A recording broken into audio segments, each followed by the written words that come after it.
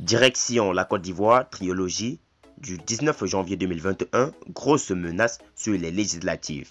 Alors pour plus de détails sur ce sujet, après le générique. Avant de commencer, n'oubliez pas de vous abonner et d'activer la cloche de notification, car cela va vous permettre de ne plus manquer les prochaines vidéos.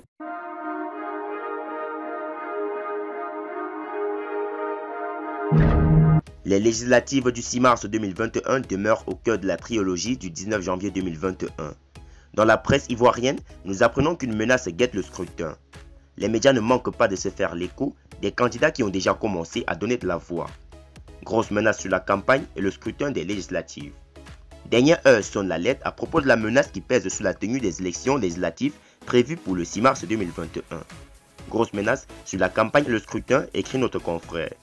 Mais il mentionne la sortie d'Odette Lourougnon, cadre du Front populaire ivoirien qui entend participer aux législatives pour normaliser la République. L'Inter soutient également qu'à moins de 2 mois du scrutin, les choses se mélangent. Dans sa trilogie du 19 janvier 2021, Le Matin révèle qu'Alphonse Djedje Madi, ancien secrétaire général du Parti démocratique de Côte d'Ivoire, a décidé de se présenter en tant que candidat indépendant après avoir été lâché par Konan Bédié.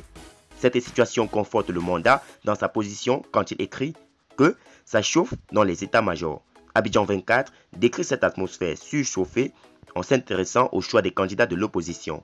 Bédié affie le clash, note le journal qui explique pourquoi les candidats de l'opposition vont en rang dispersé. Le Rassemblement des oufouettistes pour la démocratie et la paix, le parti au pouvoir, a publié la liste de ses candidats pour les législatives. Le Patriote donne les raisons pour lesquelles il faut se plier à la discipline du parti. Pour l'essor ivoirien, il n'y a point de doute, le razzia du RHDP se dessine déjà. L'héritage revient sur les discussions entre l'opposition et le gouvernement d'Alassane Ouattara. Il fait remarquer que les conclusions du dialogue politique donnent raison à Henri Konan Bédié. Le Miroir est plutôt convaincu qu'Ahmed Bakayoko a gagné son pari. Le quotidien d'Abidjan plonge le lecteur dans le dossier du cacao ivoirien.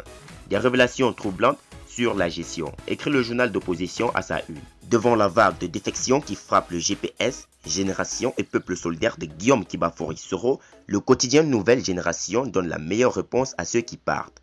Le Temps nous fait savoir que menacés d'expropriation d'un terrain de l'armée, des forces de l'ordre en colère mettent en garde. À en croire l'expression, la montée des cas de Covid-19 en Côte d'Ivoire inquiète. Les acteurs culturels, d'ailleurs, le Patriote craint un nouvel isolement du Grand Abidjan.